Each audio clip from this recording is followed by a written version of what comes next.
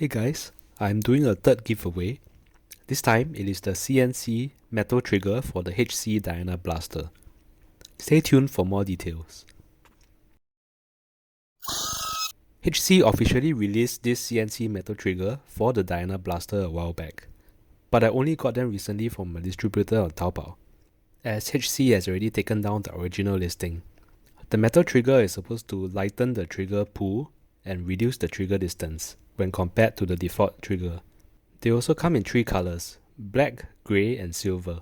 The grey and silver triggers are shown in this video. Now let's install the metal trigger. The installation took some time as I had to figure out for myself on how to take out the default trigger. First, you will need to remove the upper receiver. Find a thin rod or screwdriver that fits into this hole and tap or hammer out the metal pin holding the trigger in. Pull the pin out with a pair of pliers.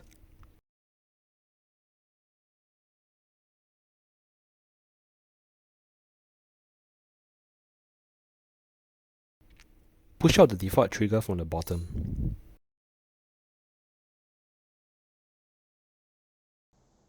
The new metal trigger comes with a new torsion spring and a tiny Allen key. This tiny Allen key is used to unscrew the tiny screw at the front of the metal trigger so that it pushes out against the inner part of the trigger guard. It also decreases the trigger distance by about 2 to 3 millimeters. If I unscrew it further than that, I found it extremely difficult to put the trigger back into the blaster. Next, take the new torsion spring and insert it into the trigger. I find it easier to insert both parts into the blaster if I apply a bit of pressure to the spring, such that it rests on the little notch at the side of the trigger.